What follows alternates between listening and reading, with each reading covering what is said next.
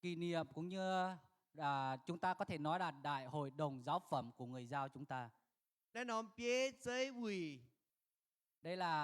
có tên gọi là Đại hội đồng giáo phẩm của người Dao. ท่านเอาไม้บุญเยชินหูเยเปียเจยวีเยี่ยมเจียน้ำกัวมกุนเยี่ยมไทยกัวเยี่ยมลาวกัวเยี่ยม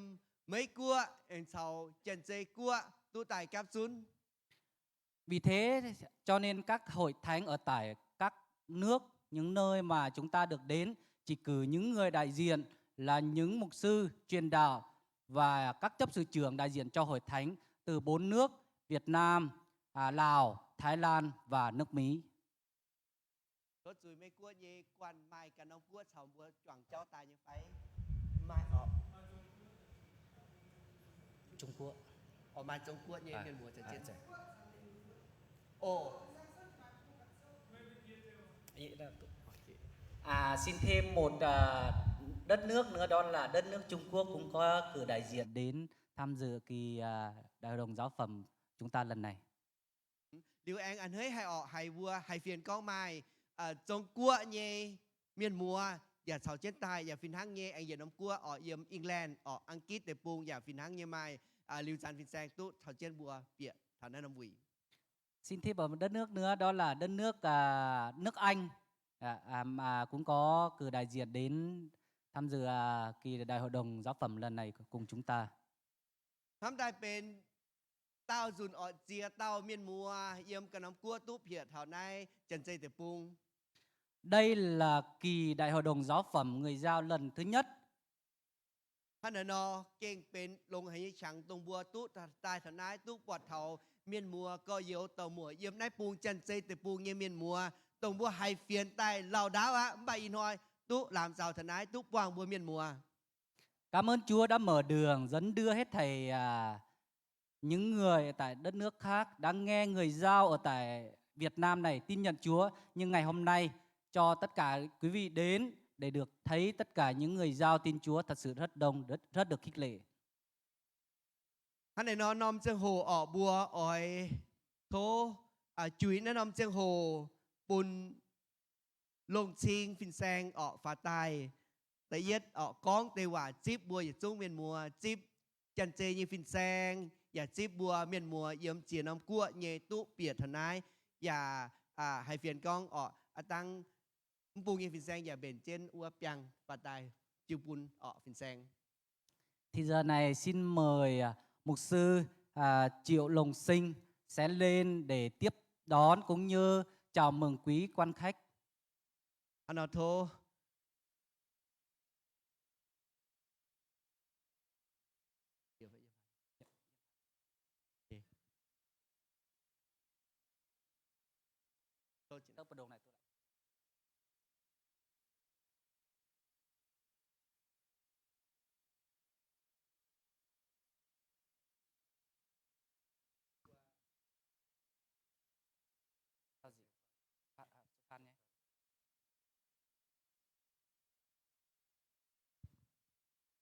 Lô lô.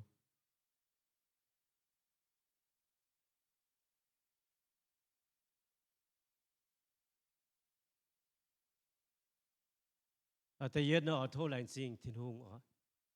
Trước tiên cho tôi dâng lời tạ ơn Đức Chúa Trời. Trước thiên hùng ham bùa Korean bùa skin lông hải hay phù hải chỉ đàng dành bùa hai biển nhau. Đức Chúa Trời đã yêu thương chúng ta bằng tình yêu đời đời, tình yêu chúng ta không thể nào suy tưởng. Tại nhị ở lành sinh thiên hùng với nái nhé tổng hiếu con nhé biết chế đùa chip phải đùa nhé chip năm quỷ bên đùa host nhau.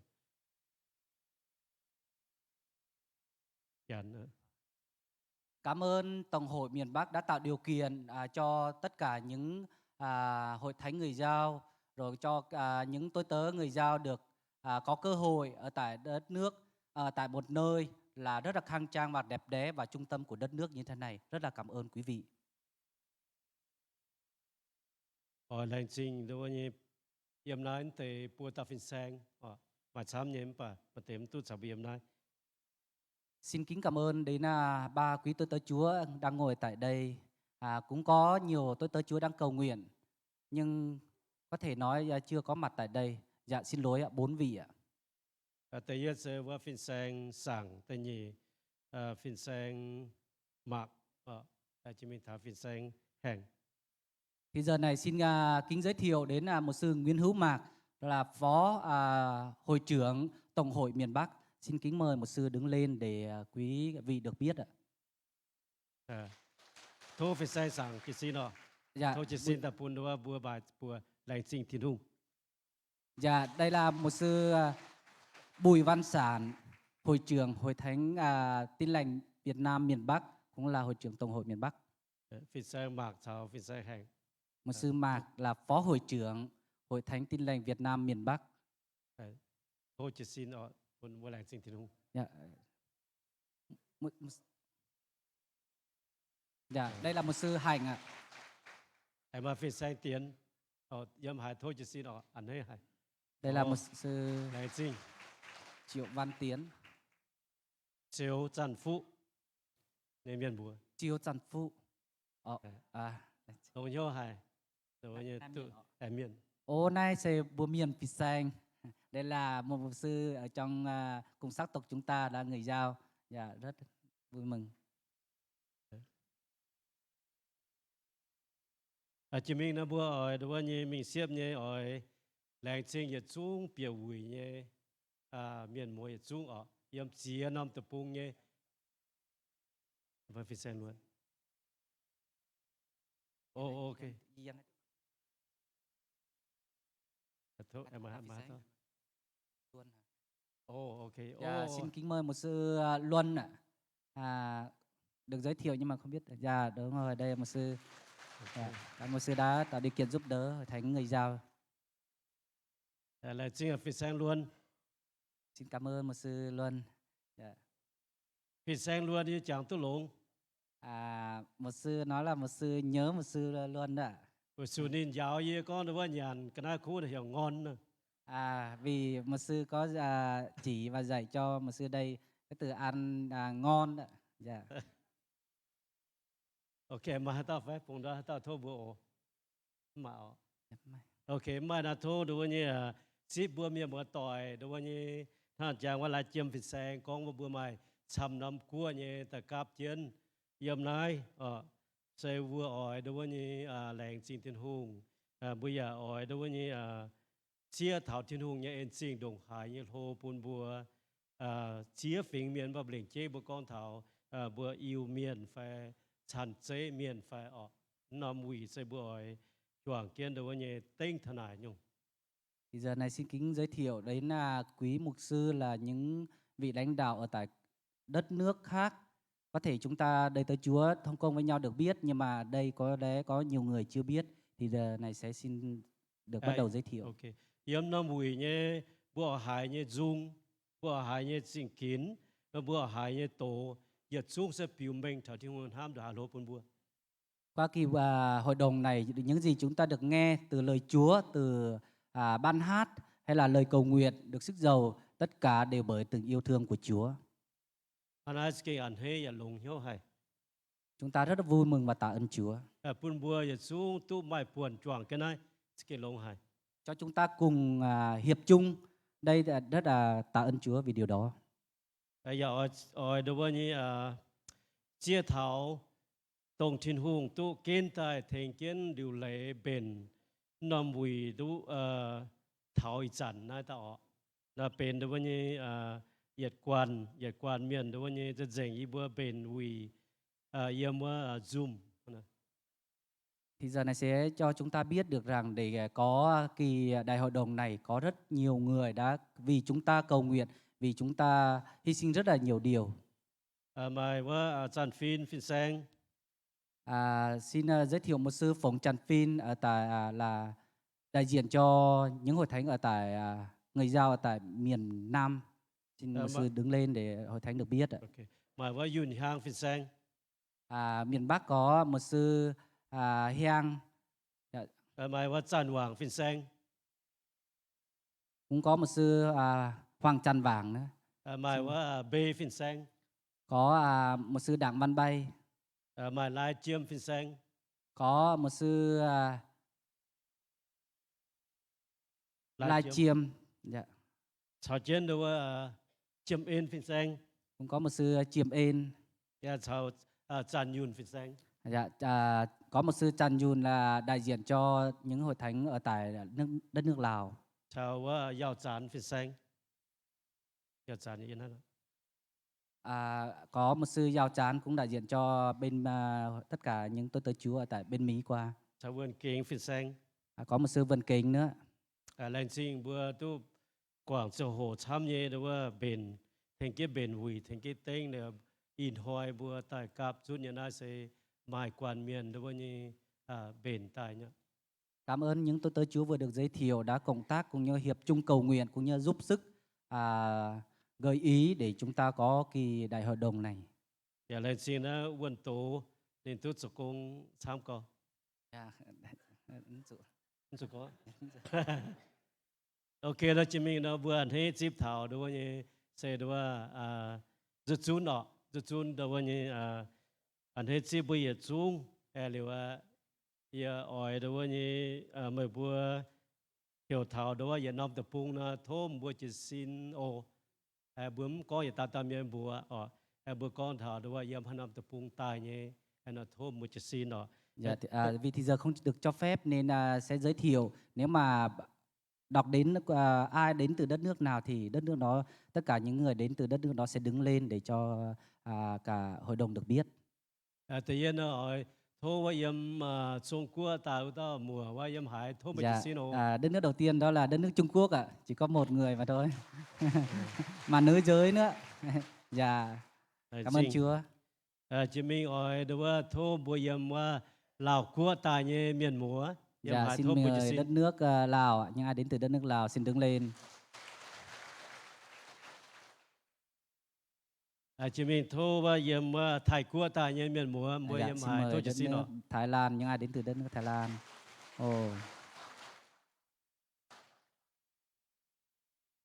Chị mình với yếm mấy quốc tại như miền múa yếm hải thô với chỉ xin. Dạ, xin mời những người đến từ nước Mỹ đứng lên.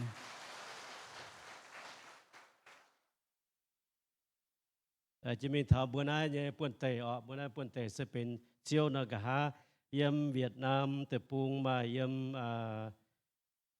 Nam Pung tại như phiên sang phải miền múa tại Trung Thôm với chỉ xin đó. Xin những thì giờ này đến đất nước của chúng ta thôi. Những ai đến từ Ok, được vừa ở chơi dù nó dạ, Nam xin Pung Pa mời. Pung Việt Trung. Dạ, miền Nam miền Bắc chúng ta cùng nhau đứng lên luôn, chúng ta không thể giới thiệu miền Nam rồi là miền Bắc. Dạ, đông quá, tạ ơn Chúa vì điều đó. Ok, lại xin họ. Hắn là thô bữa chàng kiến nằm hủy này con thảo truyền hùng ham bùa. Xin hết thảy chúng ta đã cùng nhớ rằng kỳ đại hội đồng lần này chủ đề của chúng ta là Đức Chúa Trời yêu thương chúng ta. Yếm nay buồn hỏi của nhùa này thô bữa được ta ăn trên bữa nhì gọng phám.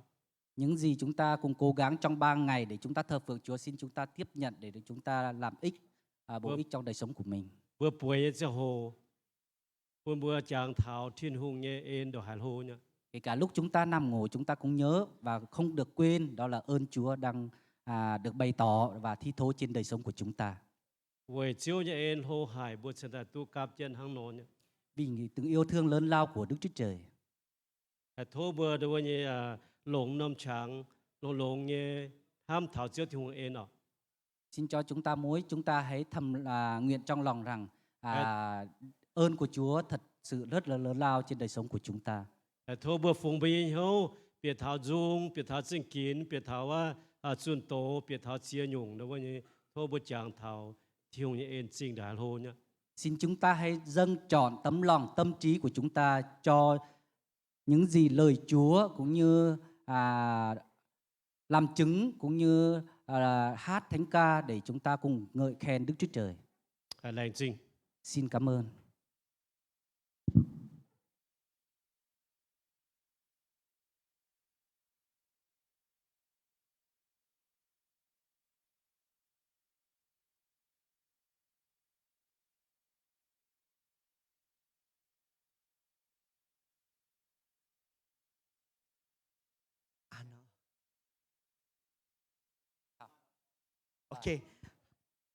OK，看到不冷靜係只有天空哦，冷靜，那不白不冷靜天空哦。Wow，bữa đón hiệp tới tiên ọ, đón hiệp tới tiên với bữa ọ. Bạn bên chung, bữa đón hiệp và bữa hiếu trang vun tỏi chọn trên tu Việt Nam cũng hiệp đến bà chọn trên sinh thái只有天空. OK，hắn này nó冷靜ở冷靜, lồng sinh phiền sáng chấm tông lĩnh chế ninhเป็นเปี้ยแปลงกองต่อเจนบัวจวงเยซูอิวเมียนตรงเหี้ยวก่อนจวงกัวบัวมาอยู่น้ำบัวมาเต็งแกหายจีก้องจวงกัวเยซูอิวเมียนตรงเหี้ยวก่อนผ่าน Dạ, kính cảm ơn. ông bên chúng họ hắn này nó OK hắn này nó lệnh chế nhé bùa choàng cua Giêsu yêu miền tổng hiếu con ở xe bùa nằm cua tổng bùa choàng xiên nhé bùa tài cáp chun như này choàng khỏi nằm bùi hắn này nó lệnh chế nhé ở đây nằm cho hồ bùa chuối pun mục sư mát tay nhẹ pía yếm này pu chia pa pu nhẹ phình sang ở và tay con tiêu hòa và pun chinh nhẹ ở. Dạ, thì giờ này kính mời một sư Nguyễn Hữu Mạc, phó hội trưởng tại Tổng hội miền Bắc lên chào mừng cũng như có lời mở đầu ạ. Dạ.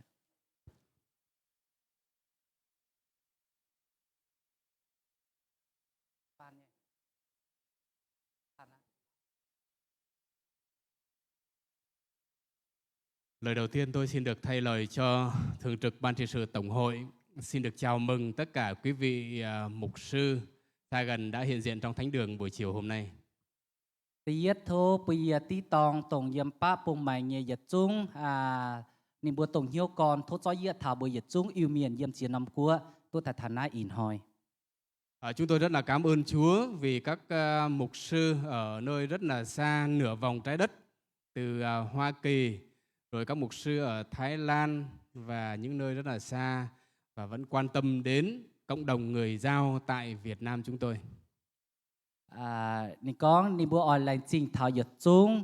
chiếu thiên hùng nhẹ ên chiếu cầu chiến yết chung chiếu nhớ bầu yếm bờ yêu miền mai cuốn yếm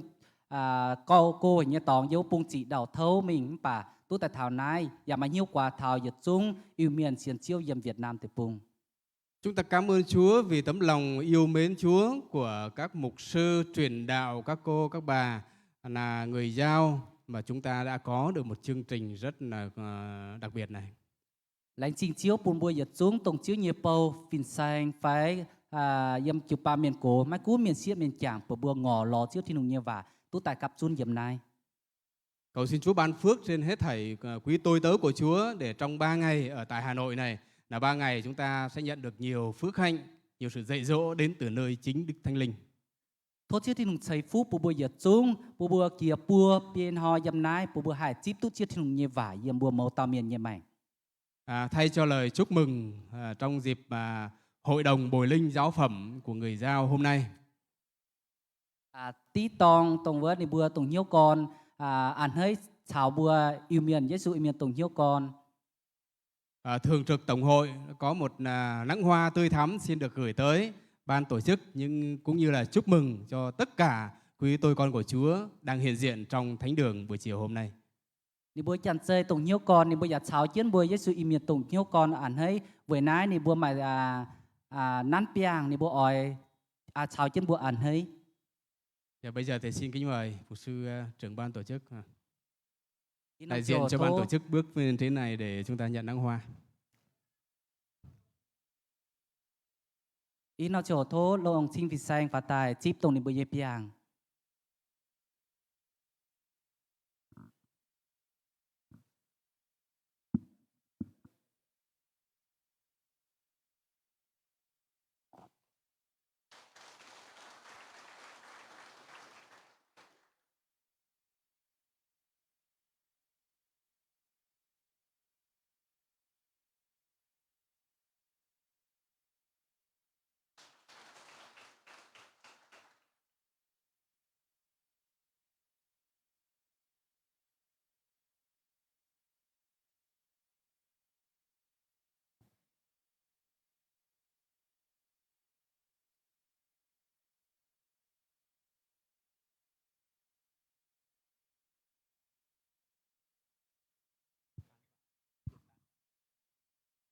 nó bùa bài bùa làng trinh bùa phìn sang ở Việt Trung phìn sang ở Chúng ta cùng vỗ tay để cảm ơn những tớ Chúa Tổng hội miền Bắc đã quan tâm và tạo điều kiện cho chúng ta, cũng như có láng hoa thật tươi thắm để chúc mừng chúng ta. cảm ơn mục sư Sán, mục sư Mark, mục Cảm ơn mục sư sư Heng, Phán, mục sư mục sư Tiến, Mark, mục sư Thành, mục sư Tiến, mục sư Luôn. Ngân. Cảm ơn á. Cảm ơn. Xin Chúa Xin ban cảm phước à. Cảm ơn Chúa. Ok, anh nào bùa làng trinh xin nó anh nào bùa nom chơi hồ bùa anh chia giật khang ở anh nào bùa bùn anh nom chơi hồ phùng chăn phim phim sang phá tài bố mình quỷ nhẹ cha xin ở anh nàoជួយnom chơi hồ bùn phùng chăn phim phim sang ô. Có nghe. Thôi chính ô phim sang. Giờ này xin mục sư Phùng Trần Phin lên để tuyên bố lý do chúng ta có kỳ đại hội đồng lần này.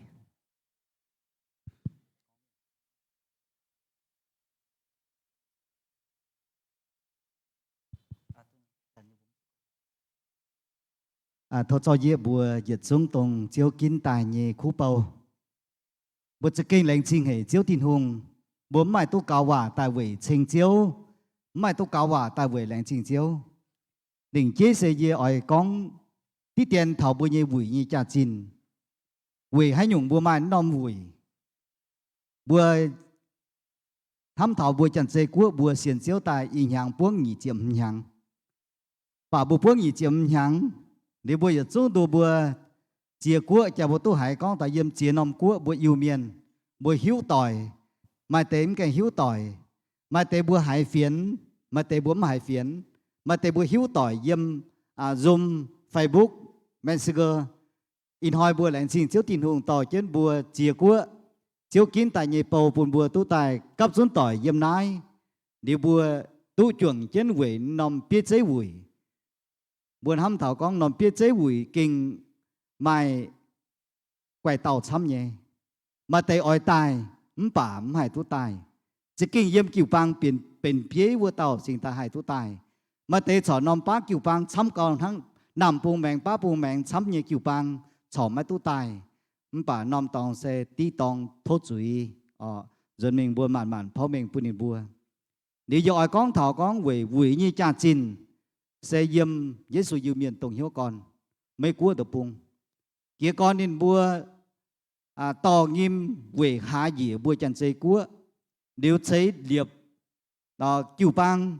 thấy sai có in hỏi bua tu mai yếm đá chân xây cua như kiều bang hàng yếm ba bù mèn nam bù mèn nếu bà đông nài xóm cáo Giêsu miền tổng hiếu con nên bua mai hiếu quả thảo nếu thấy nhất ở mai hiếu quả thảo tông chiếu nhị bầu nếu chuẩn chân tàu cáo để xóm cáo anh oi chủ dĩa buôn thang hải nó mai hiện nom bùi tai on hiếu quỷ buôn bùa cho cô miền buôn bùa mai chá quỷ phụ sủ chiếu quỷ hiện hoi buôn bùa sám pháo để đồng này mai nom thắm thao tài chuẩn chân tàu cáo tập phàm nhung con suốt tài kinh oi chủ mai nom biết chế quỷ học chủ mai nom biết chế quỷ sẽ kia tài yếm mà nhang y chin nghỉ chiệp đó như tòng á bà về bệnh như cháu số tài covid như bệnh số tài ghé chân điều kiện tài y bùi nhắm hay khỏi tôn nom mùi bà lệnh sinh tin hùng tỏ chân bùi bùi như bệnh trình như cháu tin gì để y chẳng tự in hoa bùi trình tài tú nom mùi hình số tài sẽ bùi chức kỳ lệnh sinh tin hùng y chẳng yếm Giêsu yêu miền tổng hiếu con mấy cua nên bùa phòng họ điểm tan tổng hiếu con ở chủ dìa chá như tàu cáo nếu thốt chia bùng kiều bang nếu lệnh chế như kiều bang miền phải nom kiều bang ở chủ phòng họ như chi nhàn tài quỷ tính nom mùi sẽ tạm bàn nom mùi bởi hết có nom mùi dìa buôn như chi nhàn xem sẽ chỗ miền mùa tỏi nếu dìa khủng thăm thảo con bùa nói bùa hiểu bẻ tú ở bùa bẻ tú tài thăng bởi nom mùi là bùa thăm thảo có y chẳng yên thăm thảo con bùi chân chế của y cần y giảm mạnh thăm thảo có ở chỗ mạnh non mùi y xiên có mạnh chấm tàu phiền xe giả mạnh hôn thăm thảo con ở mạnh non mùi nếu gì tại mạnh thải của mạnh hôn thăm thảo con gì mạnh non mùi lão của mạnh hôn thăm thảo non mùi phải hiếu y xiên có y chân chế của y cần giảm mạnh thăm thảo con ở ở mai non mùi cho tài hiểu biết dễ mùi hắn này bua mảng thảo con nó sẽ tin hùng cho công gì yếm Giêsu miền tổng hiếu con chính tài mai non mùi nếu như chúng tôi y trận bua kia tài trang lăng chia dùn tài bua ở chủ con lồng bua như hồ tàu phải lồng bua như bua hồ tàu nó lồng bua như logo nó lồng bà kia con thăm mình thăm rồi đây con nó tại đã bua nhiệt xuống đã buaเป็นbua tụ tài thắng mất giấy bua chân giấy của chia phía với mai non mùi giấy lào của thải của chia phía với mai non mùi vì Giêsu miền tổng hiếu con chia phía mai non mùi nếu như chúng ta ở chủ thiếu nom logo tại lồng Giêsu miền tổng hiếu con nom logo con bua nhiệt xuống bua miền múa tỏi bua bị hiếu thằng này là bua yếm hiếu bua mai tô cá quả tại lãnh trình thiên hùng mai tô cá quả tại về lãnh trình thảo Giêsu miền tổng hiếu con chào mấy của như nhiệt xuống kiều bang như miền múa chuẩn kiến tính nom mùi thôi thiên hùng xây phụ bùi nhiệt xuống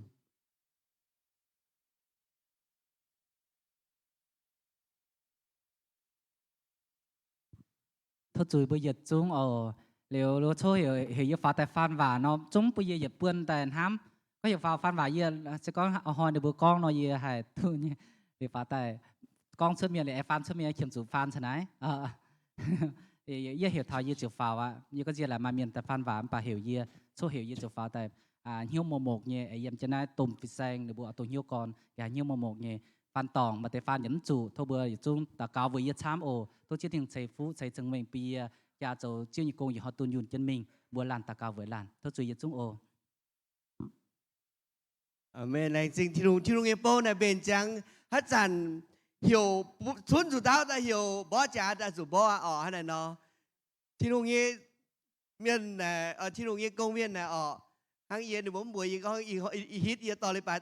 to lên bài bài yên ta thần ai yên trình đại hiểu có yên rồi to lên bài ok anh thấy nhé to các bạn hiểu yên chân tổ hiểu yên chân tổ nó yên chân á amen được không thiên hùng búaเป็นthiên hùng công viên nó búa mai buồn chọn trên phụ sự chiếu thiên hùng búa lồng hiếu hệ anh thấy hệ ở anh nó mai bia tàu bà dung miền chả trên chuột nái ở bà dung liều búa ở lồng tiêu dung trên thai chiếu thiên hùng lãnh trình thiên hùng bún búa tú buông tỏi in hỏi búa buông tỏi cắp chuốn tỏi ở chọn trên trên thai búa nhẹ chiếu thiên hùng lô hàng chỉ nhiều tàu chiếu thiên hùng ở anh búa ở trên thai búa nhẹ chiếu thiên hùng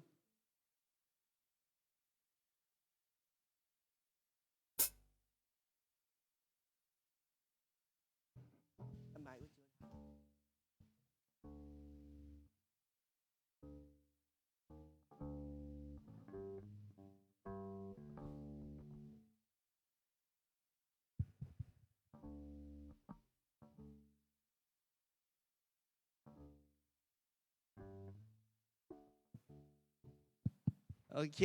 bùa ỏi chọn trên bà dung trên thai bùa nhẹ chiếu thiên hùng bùa ở làng trình bùa nhẹ chiếu thiên hùng yên lông hải bún thảo bùa nhật dung họ anh là nó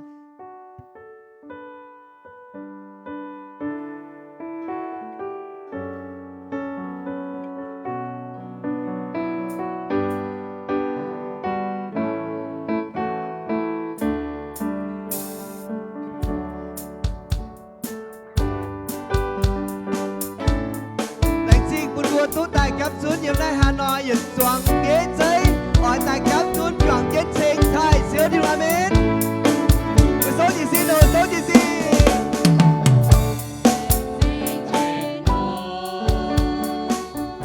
quân địa của quan tỏi nhìn hỏi lệnh xin thiên hùng trong buồn lô rồi tu buông tỏi hỏi bao dung sẽ thiên hùng nói hỏi đồ kinh sâu theo chiều muốn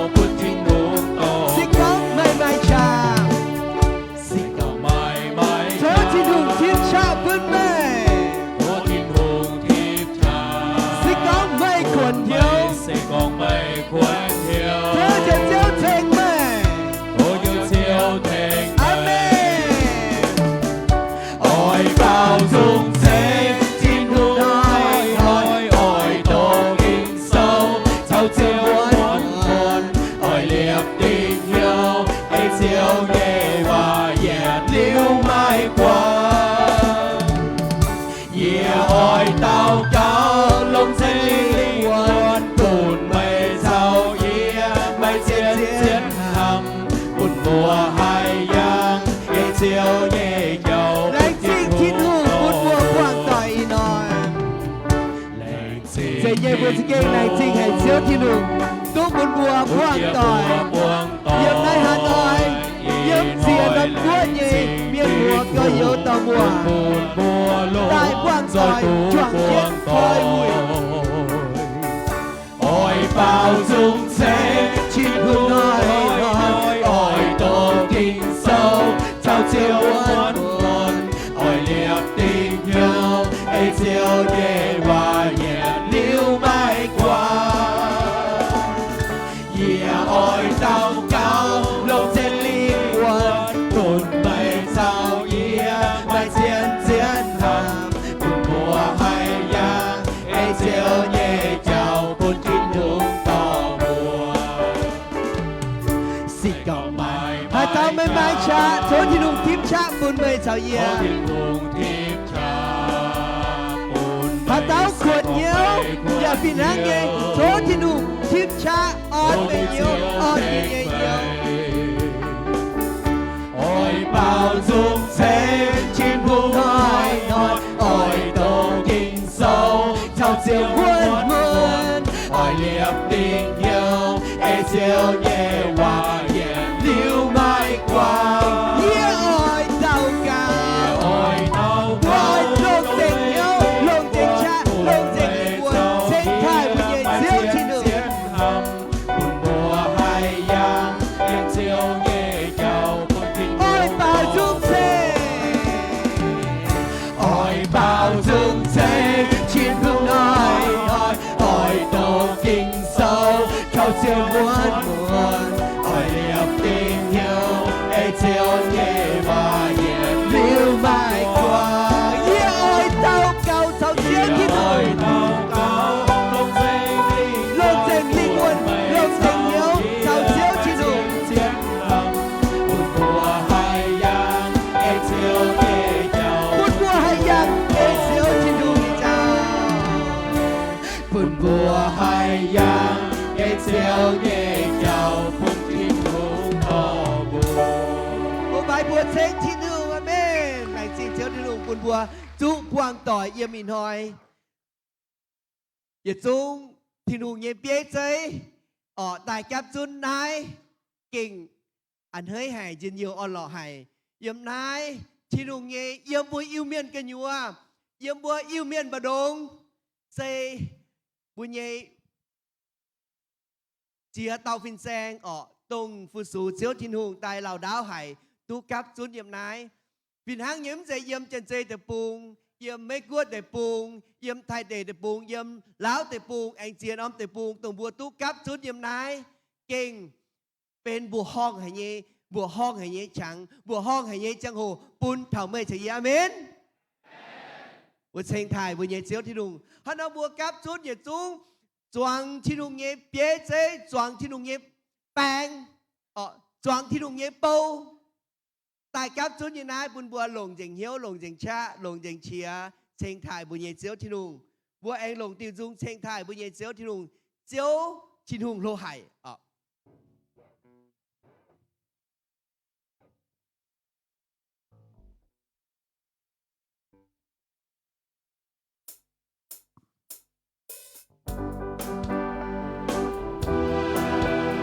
chiếu chi đủ lô hải chiếu bền bùi nhẹ chiếu chiếu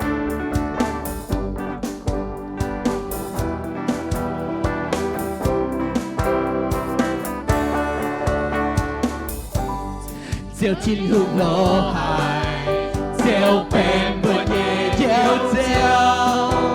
nhẹ hay đau chiều sau bùa tông nhẹ tình hay đau thâu chiều cạn chiến mi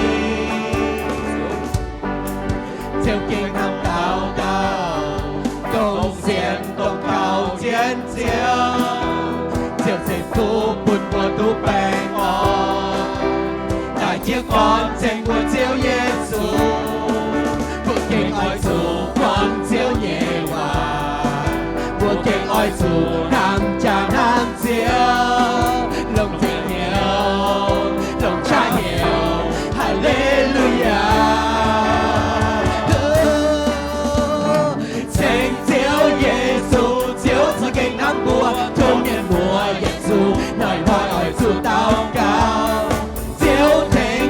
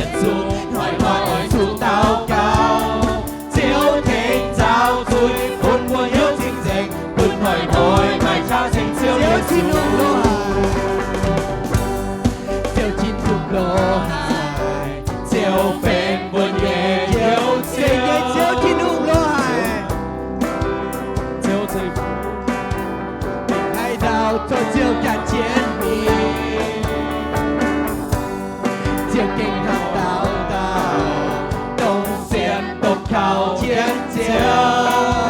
siêu thành phú buồn của tu bình ổn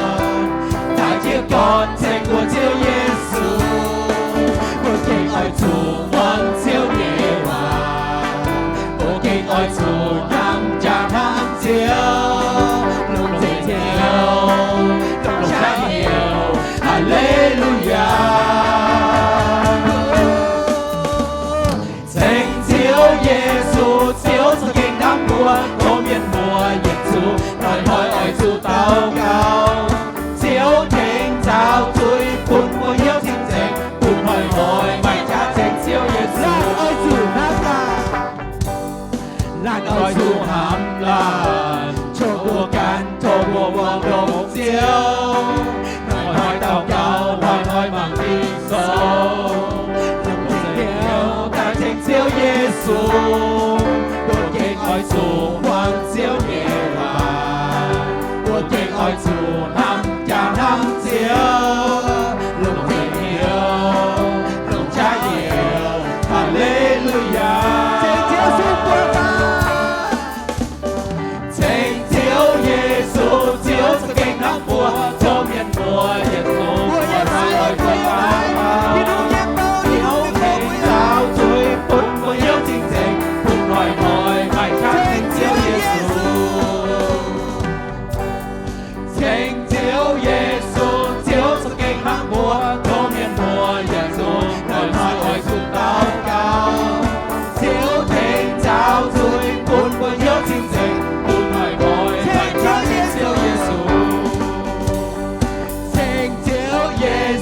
Chiếu cho kinh năm mùa, thô miền mùa, nhảy dù, hỏi dù cao cao.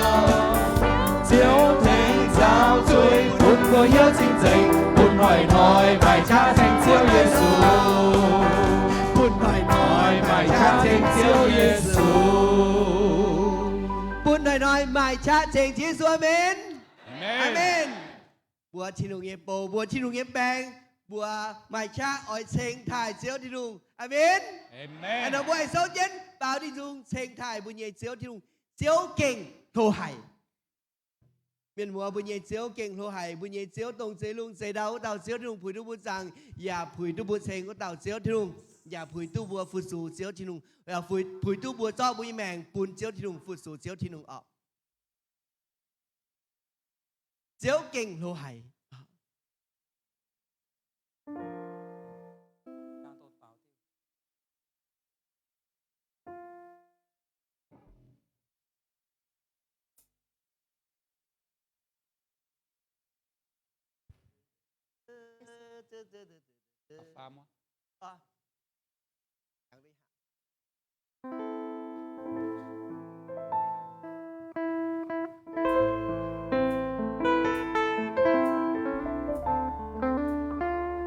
Bùi nhẹ chiếu kinh lô hải phủi tu bùi giảng bùi sen của tàu chiếu thiên hùng.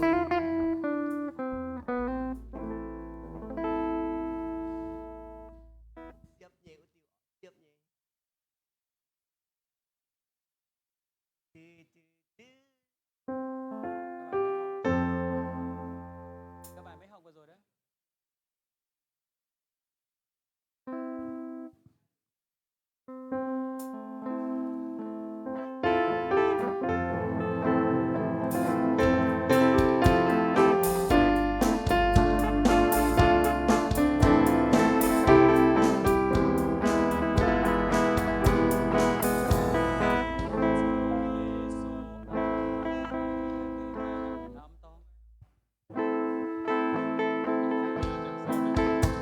Yes, amen. Hallelujah.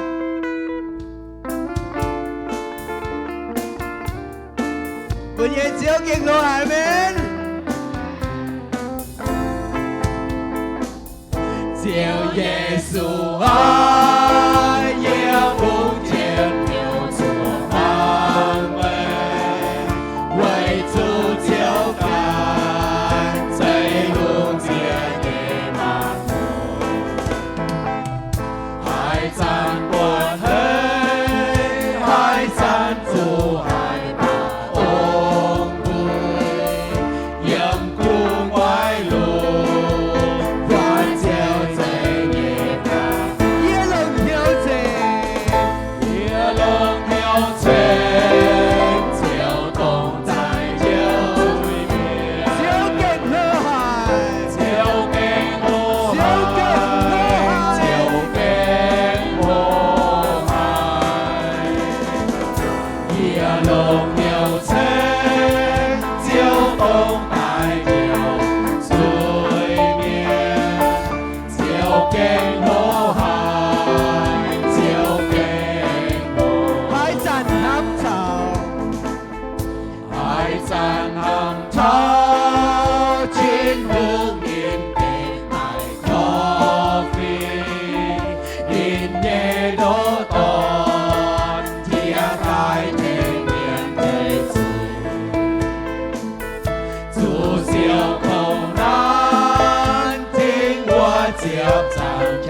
为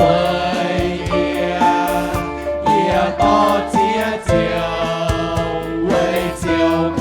怜的，耶龙有情，耶龙有情。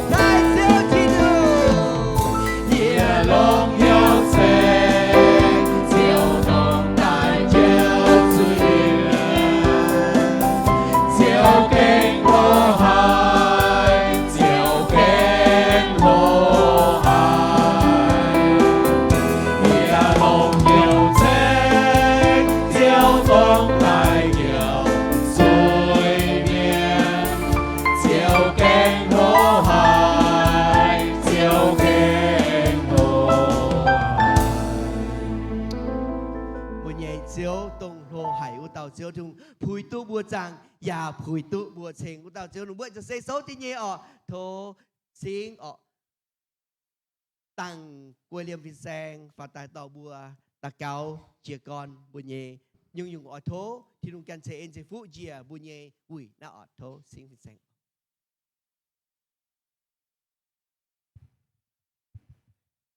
ta cao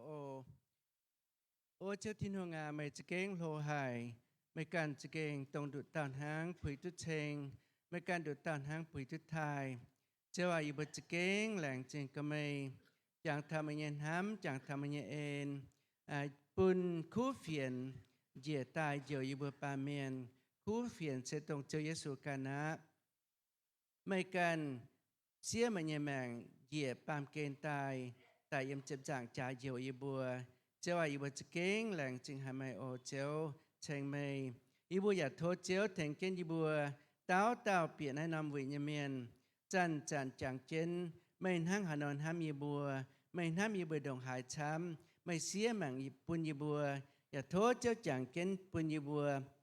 thốt bùn y bùa chẳng chân con phiền hang nhẹ y bùa tụ chiếu xía mảng về y lưu y bùa y bùa giả họp chỗ chẳng chân đang xía về y bùa y coi dầu lệnh chế nhẹ tổng mấy cái hiếu tụ mày út tề ở tàu khu phiền bùn y bùa hiếu tụ chiếu chiếu à y bùa làng chinh hai mày ô y bùa thô mày tỏ y bùa na nam vị y bùa thân hai ai khỏi y bê trang hộ tạo cào tên cho Giêsu y bùa amen lành trình của liêm viên sang bùa chuối diệt tụ miền mùa ỏi bùn bùa biệt tài choàng chân liệp bùa nhẹ hiếu trình thải bùa nhẹ chiếu thiên hùng yên nhẹ linh quân ỏi hiểu trên công trình chiếu thiên hùng y ỏi phùng yên nhẹ hiếu bùn diệu chiếu đụt tàu thiên hùng kinh yếm lang chia y suốt chia trình yên nhẹ trình dình yên nhẹ hiếu thố chiếu cá tài cún yên nhẹ mảng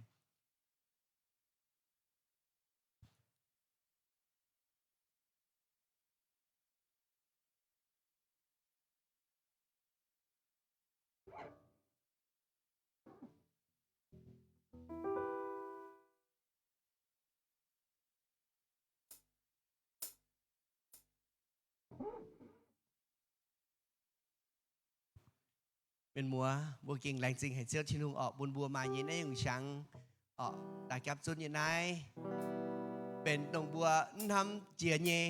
บ่าวกุตุกับจุนจ่วงเกียนออกยันไนเชียงไทยเจ้าชินุงคอยได้น้องมุย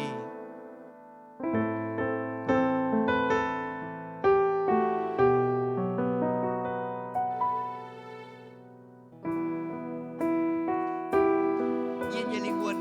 ở hiểu chiến tranh thái diếu chín hùng giờ phụ nhiên hiếu buôn dành diếu chín hùng 夜夜灵魂，有远光成就天户，夜风夜夜有本有照如刀，chín hùng kinh nghiệm hàng kia夜出chia thành thành夜nhau hô chiều can tai yếm夜夜yên yên linh quân hiểu trên con 夜夜灵魂，挑战光成就天路，夜风夜夜有本有照如刀，chín hùng kinh nghiệm hàng kia夜出chia thành thành夜nhau hô chiều can tai yếm夜夜bao dung thế nhẹ nhẹ trên con tiền bên nhẹ nhẹ chiếu hồ chiếu của ta buồn nhẹ nhẹ nhiều sao linh quân hay sao nhẹ mẹ lại chia vùng bốn trên đường เป็นวัวชีบังต่อยิจุกที่ลุงเยี่ยมเบี้ยเจยวัวเปลี่ยนนายตายกับจุนเยี่ยมนายวัวอ้อยปวดชินหุงเซเอ็นจิฟูเจียวัวอ้อยปวงที่ลุงเยี่ยโตวัวอ้อยปวงที่ลุงเยี่ยว่าหังหันเอาให้ออดไปเยอะเยี่ยจุสว่างที่ลุงเยี่ยมเบี้ยเจยวัวยี่เป็นที่ลุงออนตายเยี่ยมโบที่ลุงห้าน้อหลงวัว bút bùa sinh thải với nhảy chiếu chiếu lồng trình với hiếu sinh thải với nhảy chiếu chiếuอย่าแรงจริงเจ้าทินหูกุดเยี่ยมนายกับสุดเยี่ยมเมียนอย่ามาเยี่ยมหรือบัวตุ้มมังปุ่มสุดเยี่ยมเย็นทายเยี่ยมเมียนอย่าอันเฮ้ยหายตุ่นบัวอย่าจุ้งตุ้มเป็นตายชาวเจ็ดจ่วงเจ็ดมังจ่วงเจ็ดเชงทายvới nhảy chiếuทินหูบัวไอ้จ่วงเจ็ดเปล่าเยี่ยเย่ลิงเวิร์ 夜夜灵魂，挑战光成就天路。夜夜不过，别带龙井不也有种有被灵魂生态交流。经验行业，夜做切成正夜鸟，好笑，干在云也夜，保重生态，夜包中生，夜夜见天当地。bên nhẹ nhẹ chiếu hồ kia mùa ta buồn nhẹ nhẹ nhiều sao linh quân đánh sao nhẹ mẹ lại chia phùng bốn 也保重生，夜夜这天路，也保 bao dung sinh nhẹ nhẹ chia thiên当地bên nhẹ nhẹ chiếu hồ kia mùa ta buồn nhẹ nhẹ nhiều sao linh quân đánh sao nhẹ mẹ lại chia phùng bốn trên 不夜夜夜， buồn nhẹ nhẹ nhiều sao linh quân đánh sao nhẹ mẹ lại chia phùng bốn trên đường. buồn夜夜hiếu, chào linh quân, anh chào yên yên mèng, lãng chìa, buồn buồn xíu thì đúng amen đi phải, amen. Cái hát lại đồng bùa ở muang chun tô, bên sang ở phạt đại chun tô, bùa muang nhiệt tiêu, chọn kiến anh chênh thai xíu thì đúng nhiệt tiêu dung bùa ở bảo quỷ dây dung thăm đại diện tàu tụ hoàng tụ hai tây ạ bảng keng mà tây diễm keng hai hắn nó bùa yếm quá sâu cái nhua chạy như hạ yếm bùa dây dung sâu hai tiêu hai tiêu tây yết tiêu hắn nó bùa chó bùa dây dung sâu phá tai khoi tây yết tiêu liu ạ bùa chảo chiến bảo đi dung chín hùng thám bùa nhẹ nó nòm bế giấy quỷ thiên hùng nghe bầu giờ chúng soạn thiên hùng nghe bầu tài các chân bền nó mùi bùa nhẹ quỷ như tao con chín hùng thám bùa hắn nó bùa choàng trên bảo nãy thì dung đảng bền bùa nhẹ hiếu bùa ở mòn kinh sâu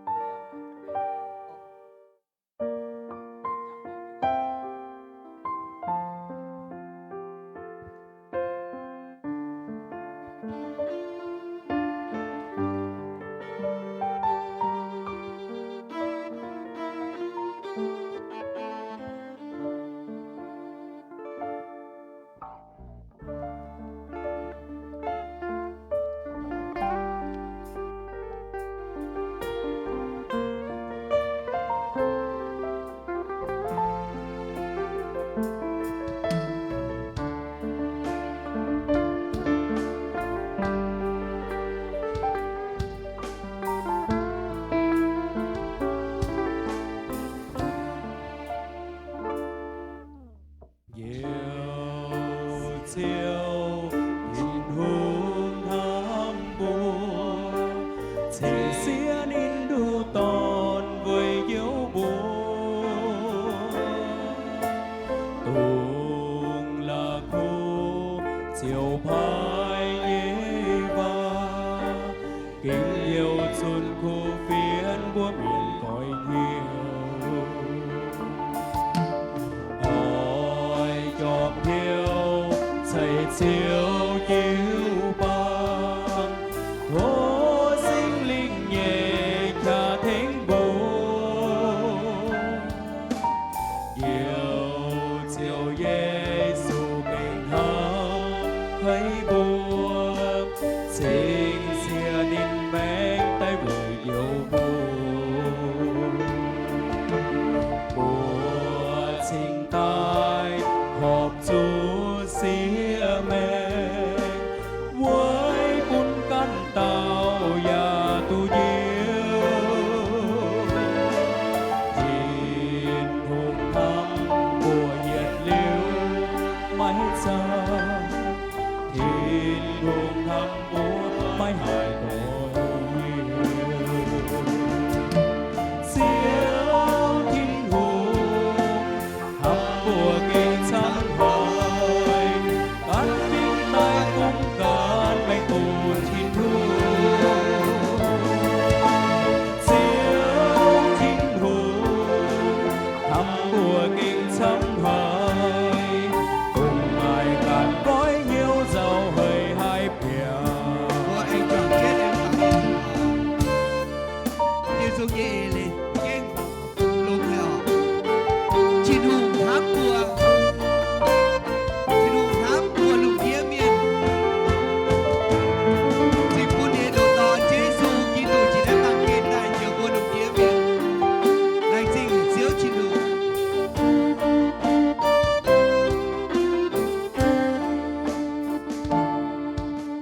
nhiều siêu hình hùng hăng bùa chỉ xía nín đu tòn quầy dấu buồn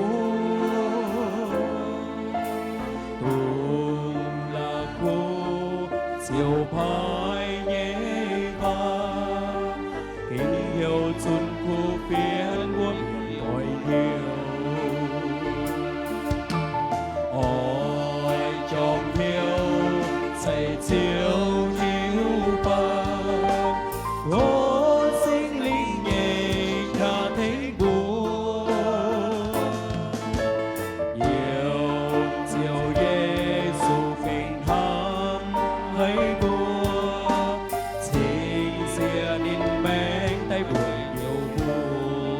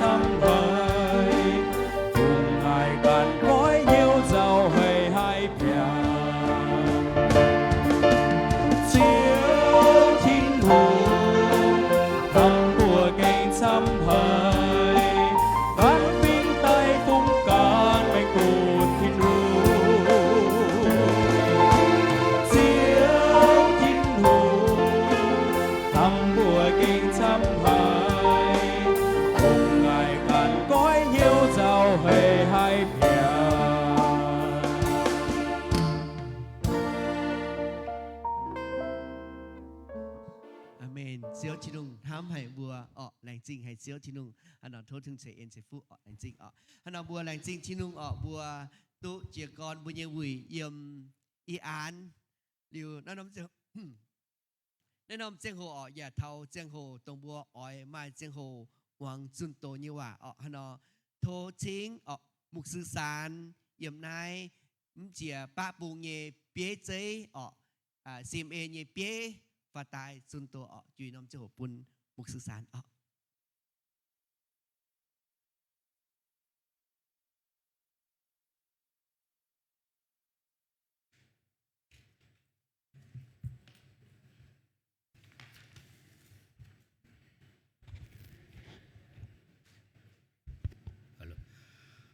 Xin trân trọng kính chào quý mục sư, Ban Thường trực Tổng hội Thánh Tin lành Việt Nam miền Bắc. Kính chào các quý mục sư, lãnh đạo cho các cộng đồng người Dao, một số quốc gia đang mặt ở tại đây. Kính chào toàn thể các quý tôi tớ yêu dấu của Chúa trong giáo hội chúng ta. Chúng ta dâng lời cảm ơn Chúa thật nhiều vì buổi chiều ngày hôm nay cộng đồng người Dao của chúng ta, Chúa cho có cơ hội được về Hà Nội tại nơi thánh đường này, và chúng ta cùng nhau đã thờ phượng Chúa một cách rất là vui thỏa, và chúng ta tin chắc rằng Đức Chúa Trời Ngài đẹp lòng và Chúa đang hiện diện ở tại đây, đang nghe, đang chứng kiến, thấy được những tinh thần tấm lòng, sự hiệp một và sự thờ phượng Chúa của chúng ta. Chủ đề của chương trình Bồi Linh của chúng ta đưa ra đó là Đức Chúa Trời yêu thương chúng ta. Và mục sư Heng thì có gọi điện cho tôi và có mời tôi và chia sẻ cho chương trình Bồi Linh trong buổi chiều ngày hôm nay. Thì tôi cũng có hỏi chủ đề, và mục sư nói rằng chủ đề đó là Đức Chúa Trời yêu thương chúng ta. Và buổi chiều hôm nay thì tôi cũng lấy nguyên cái chủ đề này để rồi chia sẻ với hết thảy tôi con của Chúa đang mặt ở tại đây. Và chúng ta cảm ơn Chúa vì tình yêu tuyệt vời của Ngài đã dành cho chúng ta và cho tất cả mọi người. Thưa toàn thể quý tôi con yêu dấu của Chúa, như chúng ta đã biết, ở trên thế giới này cũng như tại Việt Nam của chúng ta thì có rất nhiều những tôn giáo, và có nhiều những giáo chủ mà người ta đã sáng lập ra những tôn giáo. Nhưng mà không có một vị giáo chủ nào mà yêu thương môn đồ của mình bằng Đức Chúa Trời Ngài yêu thương nhân loại và yêu thương chúng ta. Các giáo chủ chỉ là những cá nhân, cũng là những con người giới hạn. Họ cũng có thể lập ra tôn giáo này tôn giáo kia, và cũng dạy người ta làm lành lánh dữ, sống thiện, sống lành ở nơi thế gian này. Điều đó là tốt. Nhưng mà không có một vị giáo chủ nào có được tình yêu như Đức Chúa Trời Ngài đã dành cho chúng ta và cho cả thế giới này. Và chúng ta là người đã tin Chúa, chúng ta cảm nhận được, kinh nghiệm được tình yêu tuyệt vời Chúa đã dành cho chúng ta. Và hôm nay cũng như trong kỳ hội đồng Bồi Linh này, chúng ta lấy chủ đề là Đức Chúa Trời yêu thương chúng ta. Tôi thấy chủ đề này cũng rất là tốt, rất là quý. Để làm gì? Để tiếp tục nhắc lại cho chúng ta nhớ đến tình yêu tuyệt vời của Ngài dành cho chúng ta, để chúng ta yêu Chúa hơn và chúng ta sống đẹp lòng Chúa và sẵn sàng để phục vụ Ngài. Chúng ta sẽ suy ngẫm chung với nhau một câu Kinh Thánh. Câu Kinh Thánh được chép trong sách tiên tri Ê-sai đoạn 54 câu 10. Ê-sai đoạn 54 câu 10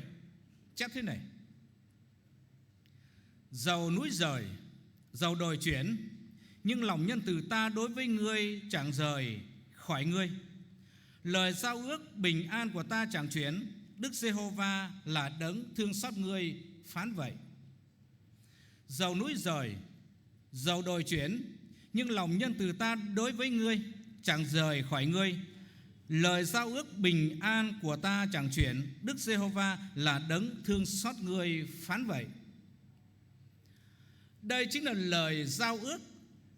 hay là một sự giao ước của Đức Chúa Trời với dân sự của Chúa ngày xưa. Và giao ước này cũng vẫn còn có giá trị cho chúng ta ngày hôm nay. Đó là tình yêu của Chúa không rời, không lìa, không bỏ chúng ta, luôn luôn ở cùng chúng ta cho đến ngày Chúa Giêsu trở lại, hay gọi là ngày Chúa tái lâm. Ở đây chúng ta thấy có hai câu kinh thánh ở hai bên đây. Ở đây có thể viết bằng tiếng Dao, nhưng mà tôi có thể đoán được đó là trong Giăng đoạn 3 câu 16. Vì Đức Chúa Trời yêu thương chúng ta đến nỗi đã ban con một của Ngài, hầu cho ai tin con ấy không bị hư mất mà được sự sống đời đời. Rồi bên này là Ti-mô-thê thứ 2 đoạn 2 câu 15.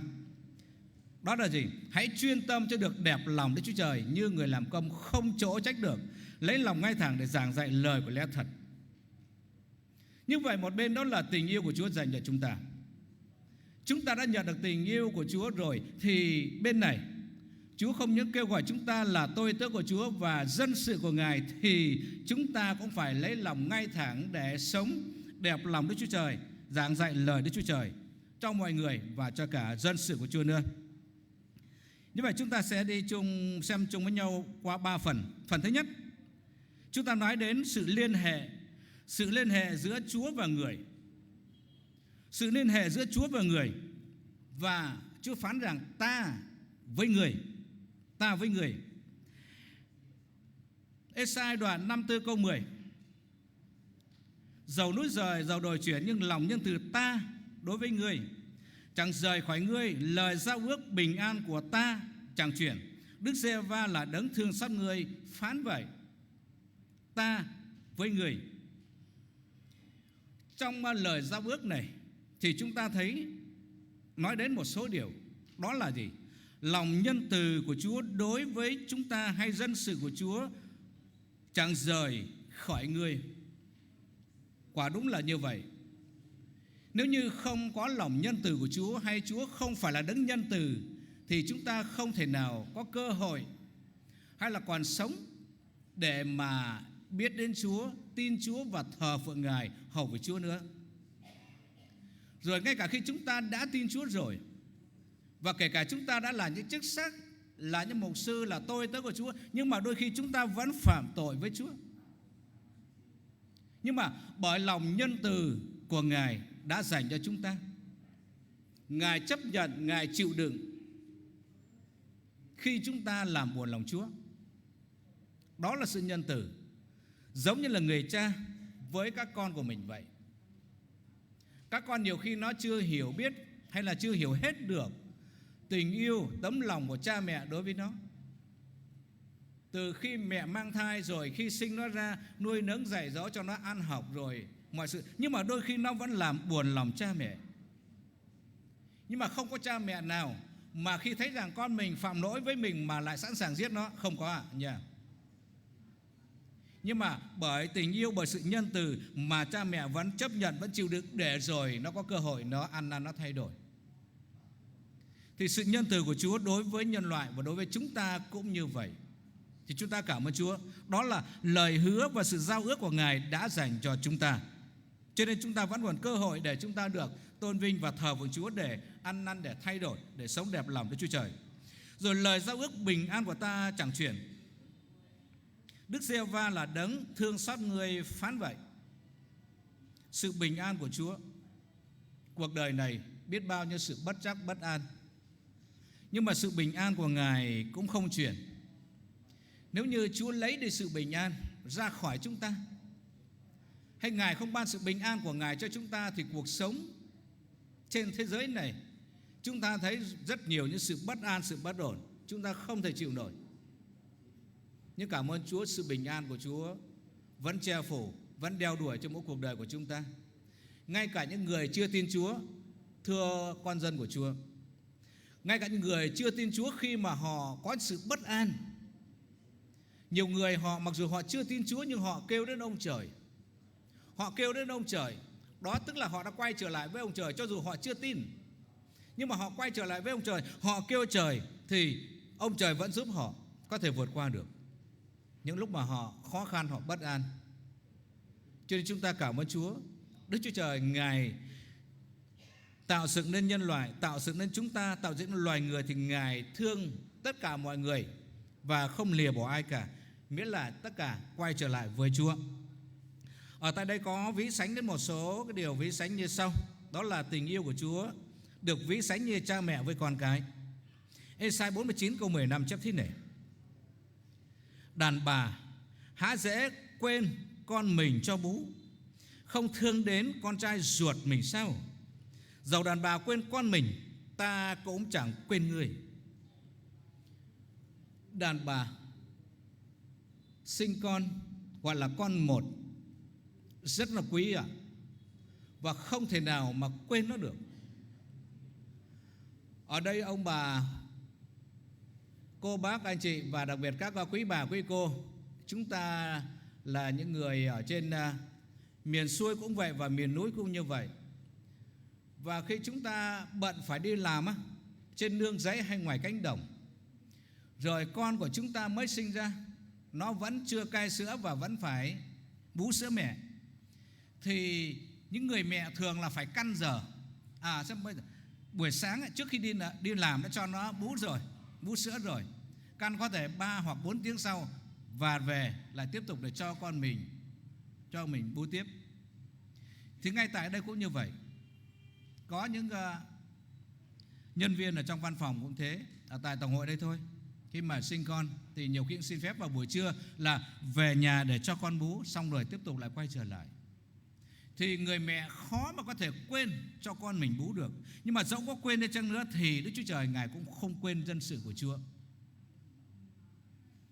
Vâng, đó là tình yêu.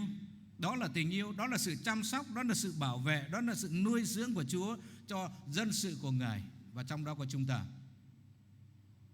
Các tôi tới Chúa đang ngồi tại đây, tôi tin chắc rằng chúng ta đã kinh nghiệm được điều này trên đời sống của chúng ta. Nếu chúng ta chưa kinh nghiệm hoặc không kinh nghiệm thì không ai chúng ta có thể tiếp tục theo Chúa được. Nhưng bởi chúng ta đã kinh nghiệm được tình yêu của Ngài, cho nên chúng ta không thể nào xa lìa Đức Chúa Trời được, cũng như Ngài không thể nào xa lìa chúng ta được. Và câu Kinh Thánh trong Ê-sai 49 ấy, nói đến tình yêu, sự chăm sóc, sự bảo vệ của Chúa, sự nuôi dưỡng của Chúa trên chúng ta. Dẫu đàn bà quên con mình thì ta cũng không quên, ta chẳng quên ngươi. Vâng, đó là lời hứa chắc chắn, tin cậy của Chúa dành cho chúng ta. Cho nên tôi khích lệ các quý tôi tớ của Chúa, trên bước đường chúng ta theo Chúa, chúng ta hầu về Chúa. Nhiều lúc chúng ta cảm giác như chúng ta đang cô đơn, chúng ta đang đứng một mình, dường như là Chúa hình như là đang ở xa chúng ta, nhưng Ngài không ở xa chúng ta. Chúa vẫn đang ở cùng chúng ta, ở trong chúng ta, và vẫn đồng hành cùng chúng ta, và giúp chúng ta có thể vượt qua được những khó khăn, những trở ngại. Con người có thể quên nha, ai đó có thể quên chúng ta, nhưng Chúa không quên. Cho nên xin Chúa giúp cho chúng ta tiếp tục bước đi với Chúa, hầu việc Ngài. Ngài sẽ luôn đồng hành cùng chúng ta. Vâng, đó là tình yêu của Chúa dành cho chúng ta. Và tình yêu được ví sánh giống như là đầu với lại thân thể hay là chi thể. Trong Phục truyền đoạn 32 câu 10 phần B chép thế này: Ngài bao phủ người, săn sóc người, gìn giữ người như con ngươi của mắt mình. Đó là sự chăm sóc, đó là sự che chở, đó là sự bảo vệ của Chúa với con dân của Ngài. Tôi đọc lại câu này: Ngài bao phủ người, săn sóc người, gìn giữ người như con ngươi của mắt mình. Cái mắt của chúng ta thấy là được bảo vệ rất là kỹ ạ. Một chút bụi vào thôi thì đã có cảm giác cạnh rất khó chịu, cho nên mắt được bảo vệ rất kỹ. Và nếu như có bụi vào thì nước mắt có thể chảy ra và đẩy cái bụi ở trong mắt ra. Thì Đức Chúa Trời Ngài che chở, Ngài bảo vệ chúng ta cũng như vậy. Chúng ta bảo vệ mắt của mình kỹ như thế nào thì Chúa cũng che chở bảo vệ chúng ta y là như vậy. Từ thời Cựu Ước, đó là lời phán, đó là lời hứa của Chúa dành cho dân sự của Ngài ngày xưa, và cũng là dành cho chúng ta ngày hôm nay. Vâng, đó chính là tình yêu của Chúa đối với chúng ta là như vậy. Nhưng xin Chúa cũng cho chúng ta đáp lại với tình yêu của Ngài bằng chính đời sống, bằng chính sự phục vụ của chúng ta với Chúa. Và cũng ước ao qua chúng ta danh Chúa được vinh hiển và nhiều người đến với Chúa và thờ phượng Ngài. Chúng ta cảm ơn Chúa vì cộng đồng người Dao. Vào buổi chiều ngày hôm nay có mặt ở tại đây đại diện một số quốc gia, Chúng ta cảm ơn Chúa và những cộng đồng người Dao tại miền Bắc Việt Nam mà tại đây. Có rất nhiều ông bà, cô bác đã tin nhận Chúa cách đây 20-30 năm trở về trước. Khó khăn vô cùng. Những lời làm chứng lại khi mà tiếp nhận Chúa Giêsu khó khăn lắm. Bắt bớ cấm đoán rồi tù đầy đủ thứ cả, đe dọa nhiều thứ. Nhưng mà chúng ta đã nhận được tình yêu của Chúa, và cũng là bởi sự che chở, sự bảo vệ của Ngài mà những thế hệ chúng ta rồi trước chúng ta đã giữ được đức tin trung tín. Để rồi ngày hôm nay chúng ta có một cộng đồng người Dao thực sự là đông đảo. Và xin Chúa tiếp tục gìn giữ chúng ta và sử dụng mỗi ông bà, cô bác, anh chị cũng như hội thánh của chúng ta tại địa phương để tiếp tục sống làm chứng về Chúa cho nhiều, không những người Dao của chúng ta và nhiều cộng đồng các sắc tộc khác cũng có thể biết đến Chúa qua chính đời sống của chúng ta, hội thánh của chúng ta. Rồi chúng ta xem đến phần thứ hai. Phần thứ hai nói đến đặc tính tình yêu của Chúa. Tình yêu, đặc tính tình yêu của Chúa đó là Chúa yêu chúng ta chẳng rời, chẳng chuyển. Trong Giăng đoạn 13 câu 1 chép thế này. Giăng đoạn 13 câu 1: Ngài đã yêu ai? Ngài đã yêu kẻ thuộc về mình trong thế gian thì cứ yêu cho đến cuối cùng. Ngài đã yêu kẻ thuộc về mình trong thế gian thì cứ yêu cho đến cuối cùng. Đôi nam nữ yêu nhau qua thời gian 5 tháng tìm hiểu, và rồi cuối cùng đó là đến kết hôn, lễ thành hôn. Và trước khi tổ chức lễ thành hôn hay gọi là đám cưới thì đôi nam nữ này phải đến Ủy ban nhân dân xã ở tại địa phương để đăng ký kết hôn. Đăng ký này có thể tượng trưng giống như một cái lời giao ước giữa hai người nam và người nữ ký vào, và trong đó có sự xác nhận của chính quyền địa phương. Đây là cái đôi nam nữ yêu nhau, cưới nhau một cách hợp pháp, và cũng là cái sự ràng buộc qua những cái bản đăng ký đó. Thế nhưng mà không ít những cặp vợ chồng hay những người đã từng đi đăng ký kết ước như vậy, nhưng mà rồi họ vẫn bỏ nhau. Họ không giữ được cái lời giao ước đó. Rồi ngay cả con dân của Chúa khi làm lễ cưới ở tại nhà thờ hay kể cả tại nhà riêng, thì ông mục sư chủ lễ cũng đọc lên một cái lời tuyên hứa, và hai người hứa với nhau dù mạnh khỏe hay đau yếu, giàu hay nghèo, thì người nam người nữ đó vẫn yêu người chồng người vợ, không rời không đổi cho đến cuối cùng. Thế nhưng mà cũng không ít những cặp vợ chồng mặc dù đã hứa như vậy nhưng mà vẫn lìa, vẫn bỏ. Nhưng mà Đức Chúa Trời, Ngài không lìa, Ngài không bỏ chúng ta. Kinh Thánh chép rằng Ngài đã yêu ai? Ngài đã yêu kẻ thuộc về mình trong thế gian thì cứ yêu cho đến cuối cùng. Chúa không lìa, Chúa không bỏ chúng ta. Chúng ta cảm ơn Chúa vì Ngài đã mở trí, mở lòng cho chúng ta để biết đến một Đức Chúa Trời. Ngài là nguồn của tình yêu. Ngài đã yêu thế gian, Ngài đã yêu chúng ta. Cho nên chúng ta Chúa không rời, không đổi với chúng ta, thì chúng ta cũng yêu Chúa như vậy. Để rồi chúng ta sẽ kinh nghiệm được, cảm nhận được tình yêu tuyệt vời mà Chúa đã dành cho chúng ta. Chúa yêu ai thì yêu cho đến cuối cùng, trừ khi chúng ta bỏ Chúa thôi, chứ Ngài không bỏ chúng ta. Và tình yêu của Ngài không bao giờ lay chuyển. Trong Ma-thơ đoạn 28, Ma-thơ 28 câu 20 chép thế này: Và dạy họ giữ hết cả mọi điều mà ta đã truyền cho các ngươi, và này ta thường ở cùng các ngươi luôn cho đến tận thế. Và này ta thường ở cùng các ngươi luôn cho đến tận thế. Chúa không lìa, Chúa không bỏ. Ngày nào ngày Chúa Giêsu chưa trở lại, sự tái lâm của Chúa chưa đến, thì Ngài vẫn ở cùng chúng ta. Khi Đức Chúa Giêsu Ngài chịu chết chuộc tội thay cho chúng ta, Ngài sống lại, Ngài thăng thiên trở về trời, thì Ngài ban Thánh Linh Đức Chúa Trời đến thế gian này để ở với chúng ta, dẫn dắt, an ủi, hướng dẫn, khích lệ chúng ta, dạy dỗ chúng ta cho đến ngày Chúa Giêsu trở lại. Đó chính là không lìa, không bỏ, là như vậy. chúng ta cảm ơn Chúa. Còn con người chúng ta có thể khác. Con người chúng ta khi chúng ta mạnh khỏe, chúng ta có thể che chở bao bọc được con cháu của chúng ta. Nhưng mà rồi khi chúng ta già cả đấy rồi, chúng ta không thể làm gì được. Người ta gọi là lực bất tòng tâm. Lực bất tòng tâm. Nhưng mà Đức Chúa Trời thì không phải như vậy. Ngài đã đứng hôm qua, ngày nay cho đến đời đời không hề thay đổi. Quyền năng Ngài vẫn y nguyên. Cho nên Chúa luôn luôn che chở, bảo vệ và dẫn dắt chúng ta. Cho chúng ta ở trong Ngài, đó là điều phước hạnh, đó là điều tốt lành. Và Chúa sẽ ở cùng chúng ta cho đến ngày Chúa Giêsu trở lại, tức là ngày tận thế. Và chúng ta cảm ơn Chúa. Đó cũng chính là tình yêu của Chúa dành cho chúng ta. Rồi điều thứ ba, cũng là điều cuối cùng, là sự thể hiện tình yêu Chúa bằng một lời giao ước. Giao ước hay sự kết ước ấy. Chúa không nói suông, Chúa nói rằng ta yêu ngươi, nhưng mà bằng một sự kết ước. Bằng sự kết ước. Tôi đọc lại câu Kinh Thánh Ê-sai đoạn 54 câu 10. Dầu núi rời, dầu đồi chuyển, nhưng lòng nhân từ ta đối với ngươi chẳng rời khỏi ngươi.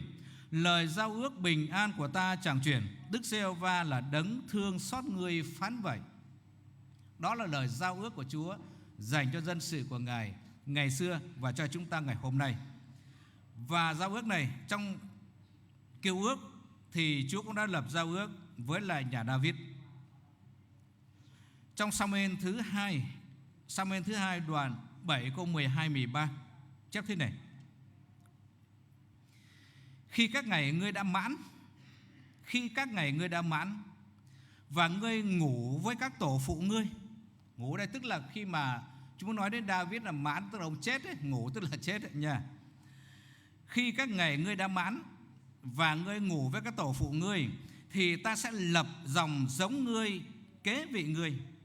là dòng giống do ngươi sanh ra, và ta sẽ khiến cho nước nó được bền vững. Nó sẽ xây một đền thờ cho sanh ta, và ta sẽ khiến cho ngôi cùng nước nó vững bền đời đời. Vâng, đó là giao ước mà Chúa đã lập với lại nhà David. Và quả đúng là như vậy. Cũng từ dòng dõi David, Chúa Giêsu tính về con người xác thịt cũng được sinh ra từ đây. Cho nên lời giao ước này sẽ còn lại cho đến đời đời, không chuyển lay. Đó là trong thời Cựu ước. Rồi đến Tân ước thì sao? Chúa Giêsu Ngài cũng có lập giao ước với lại các môn đồ như thế này. Trong Ma-thơ đoạn 26 câu 27-28, Ngài lại lấy chén tạ ơn rồi đưa cho môn đồ mà rằng: Hết thảy hãy uống đi, vì này là huyết ta, huyết của sự giao ước đã đổ ra cho nhiều người được tha tội. Đó là giao ước. Ngày hôm nay vào mỗi Chủ nhật đầu tháng, chúng ta có dự lễ tiệc thánh, ăn bánh và uống chén. Ăn bánh để chúng ta nhớ đến thân của Chúa đã bị đánh đập vì có tội lỗi của chúng ta. Rồi chúng ta uống chén tượng trưng cho huyết của Chúa, là huyết vô tội đã đổ ra để chuộc tội thay cho chúng ta. Vâng, đó là giao ước Ngài đã lập với môn đồ Chúa ngày xưa, chúng ta ngày hôm nay. Hết thảy uống đi, vì này là huyết ta, huyết của sự giao ước đã đổ ra cho nhiều người được tha tội.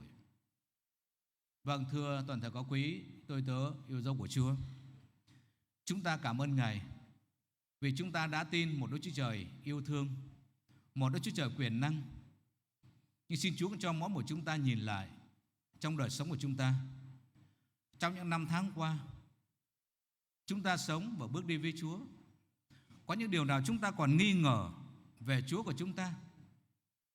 nghi ngờ về tình yêu của Ngài đối với chúng ta. Chúng ta sống làm buồn lòng Chúa, thì xin Chúa cho chúng ta, đây là cơ hội, đây là lúc mà chúng ta cũng cầu nguyện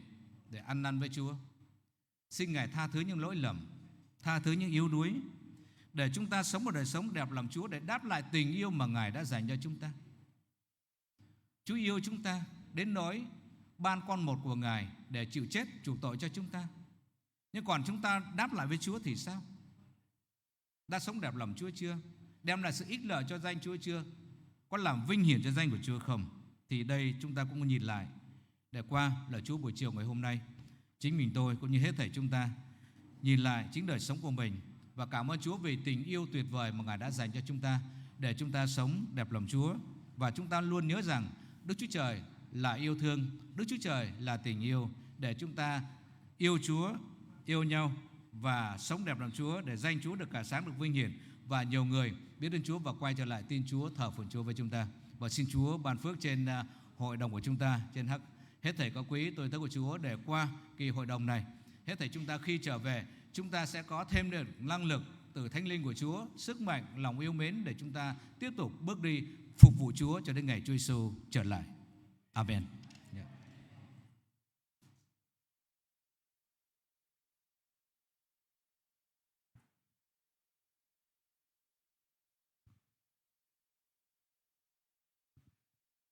Của lành trinh hay thiên gọi lành trinh phiên sang mục sư sán ở đại than kinh sô như hòa buồn bùa chăn chơi như miền mùa muang y bùa tết tiên với vừa thay tề sau lao tề mà bên nhung xây cái nhiều sinh linh cái nhiều xây với sinh linh như mèng lành trinh hay chiếu thiên hùng cảm ơn mục sư sán cảm xin Chúa ban phước đó hắn nó ok nó lành trinh thiên hùng năm chiều hồ bùa tàu cao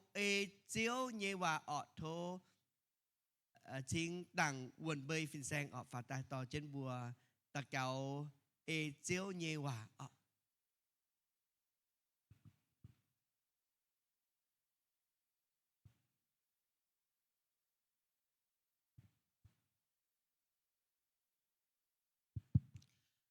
thô bùa nhiệt chuồng cắp nhớ thời chuồng chân tàu cao trên như bùa như chẳng kiến như chiếu thìn hùng tung chế lung chế đau chế mạt muột như chiếu chiếu thực kinh phế phù hay mấy dấu như công như bùa mai hay nhung hay qua tạp chỉ tu mà nhẹ ên trình tung mình ham như bùa hãng in hoài như bùa tu cặp chún yếm nàyเป็นchiếu như bầu vàเป็นchiếu như nam nhiều mai chia tàu và phiền hang nhẹ thực kinh bền chân hiếu chẳng hồ đáo nhẹ chẳng hồ lao nhẹ xin tài hai tu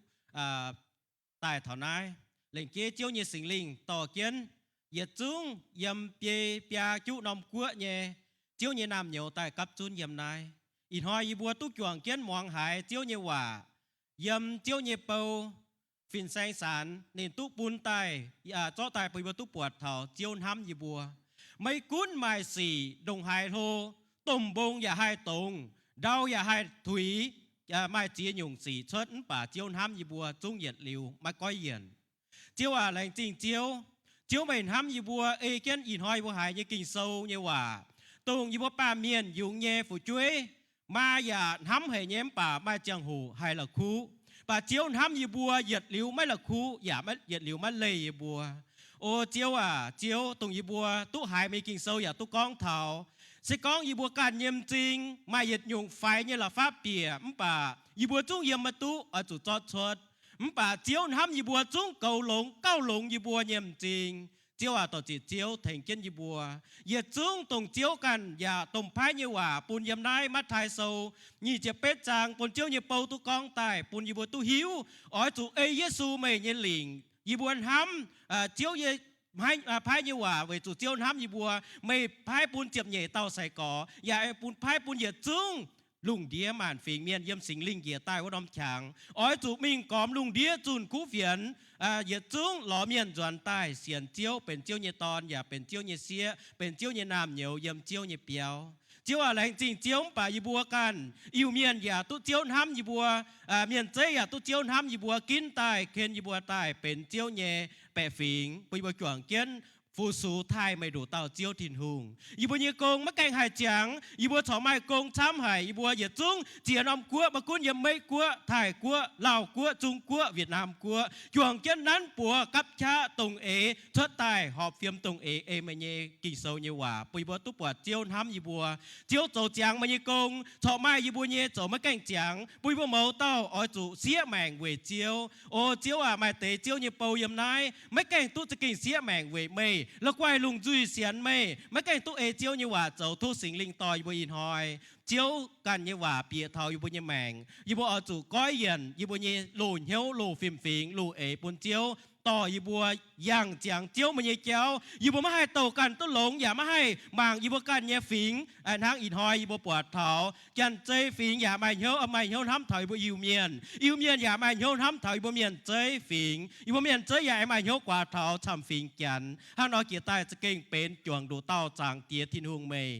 ชิดตุงไม่เหยียดหยงห้ามเยี่ยมเจียวไม่ตายโอ้เจียวโทมันยี่สิงลิงกันเจ้ากงเยี่ยมนั้นนำเปียเจวุยเยี่ยมนั้นอีวัดหล้ำเจ้าเปียใต้จวงเกี้ยนคอยนำวุยเมื่อตานเป่าจุงเชงเจียวเมื่อตานเต่าเก่าจิวทงสาวเมย์เมื่อตานมองมีกิ่งโซกันหลิวจางจวนมิงเมื่อจุดเจ้าให้หยุ่งยี่บัวเอาจุดเจ้าไม่ยี่กงด่างเจียวสูไม่ตายติ่งปามเกณฑ์เยจุยโทษสิงลิงต่อเกี้ยนยี่บัวเหยียดจุงไม่ตรงติวเหี้ยวจวงเกี้ยนอาเกียนยี่กงยี่บัวไม่ให้เจ้ายี่บัวเต่าเก่าป่างเจียวจุงให้เจ้าตุ้หยุ่งโลเกียนยี่กงเวจุไม่กันยี่คู่เฟียนยังเตียนไทยยังว่าเจียหยุ่งจะมิงปุนว่าตรงว่าเยี่ยมหวงเยี่ยมซาตานกุนเจียนเยี่ยมว่าเหยียดจุงจุยเนี่ยปวดเดียวว่าเตะปุนว่าเหยียดจุงอย่าว่าจั่วเจียนอย่าว่าน่าเตะเปียเจอย่าจั่วเจียนน่าเตะเจียวเนี่ยน้ำเหนียวเมาเต้าฝีหางเบนเจียนเจียวเนี่ยแมงว่าเบนเจียนเจียวเนี่ยว่าเยี่ยมยี่บุญเนี่ยแมงจองเบนยี่บัวหลิวยี่บัวให้ตอมิงก็เหยียนตุกันเต่าปุนเต่าให้เสียนวันเจียวเจียวเนี่ยว่าปุยเสียนยำกรยี่บัวเสียนเจ้าเนี่ยหยงปุนเจียวเนี่ยบัวตุทิพอย่างหลังเท่าเสียดมวยปุยบัวเจ้าเนี่ยอย่าว่าฟุงอย่างหลังปุนเจียวไม่โออินหอยยี่บัวตุหายเจียวเนี่ยว่าปุยบัวจอยกลางเจียนเจ้ายี่บัวแรงจริงเต่าเก่าติ้งจี้สุญญบัวอาเมนแรงจริงแรงจริงต่างวนเบยฟินแซงต่อบัวตะแกวแรงจริงเจ้าที่ถ้าน้องน้ำเจ้าหัวเป็นบัวฮิตควรติดเตียนตอนฮิตควรจะงีจะปวนมาเตยุ่งเฟียนโปรไฟปานาโ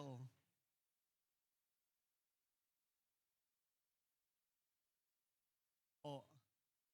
โทฟานาตาโป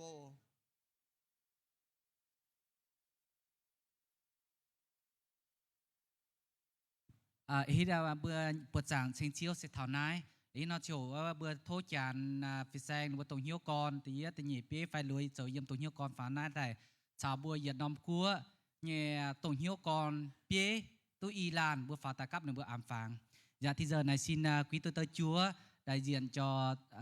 hay là quý vị trong thường trực tổng hội đó lên đây để cho quý vị người giao lên đây xin tấm ảnh dạ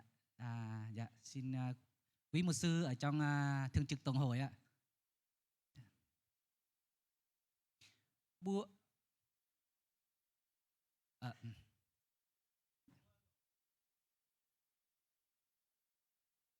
chạy ạ. Bữa yêu miền bữa mà chia năm cua tại bữa mà tí tí nhị pé bữa mà y tàu pé bữa tí pháo phải yếm mấy cua nó mà với giờ phú phi sang chào với quê liêm phi sang bữa cún phá tài chào trên này bữa ảm phàng ồ. Dạ kính mời mục sư Nguyễn Hữu Mạc và mục sư Bùi Văn Sản rồi mục sư ở đâu chụp ở đây chắc ở đây dạ xin kính mục sư ở đây rồi mục sư đâu vừa nãy mục sư quên tên này dạ. Luân dạ mục sư Luân đâu đã mục sư không mục sư Tiến dạ Lào cua ní sao như Việt sang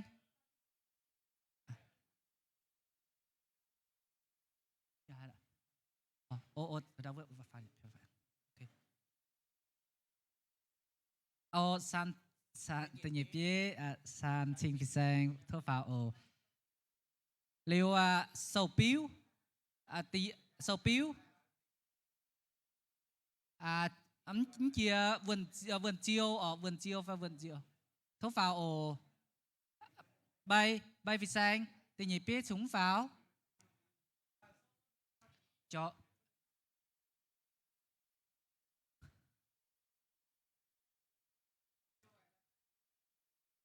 cho hàng trước là quý một sư đại diện tổng hội miền Bắc này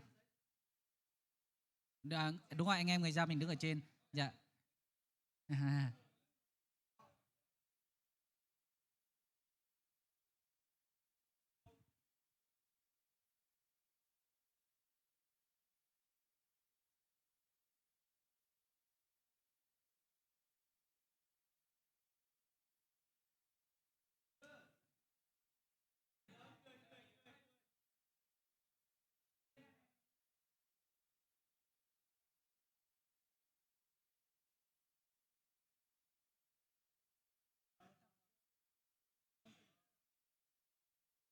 bữa tình nó bấm chuốt cái nhà cô ổ phạt chụp buồn ha bệ tàu tài liều bệ bản sàn làng công bữa mình là bữa chủ bữa ta nát bữa tài quản bữa sẽ có bướm muông và bữa trước cái nhà tài giúp bữa nhiều nó nhau chủ chập quản thôi bữa làm rồi chuẩn kiến. Dạ, buổi thờ phượng Chúa buổi sáng hôm nay, buổi chiều hôm nay đến đây là kết thúc. Cảm ơn quý lãnh đạo đại diện cho Tổng hội miền Bắc đã đến cùng thờ phượng Chúa cũng như có lời Chúa và lời tâm tình cho tất cả hội đồng. Xin cảm ơn. น้องน้ำโจโบชวนมีฮิตควรเปลี่ยนต่างแจ๊บบัวตองหรือว่าเจ็บปวดนี้ตองน้องน้ำโจนะ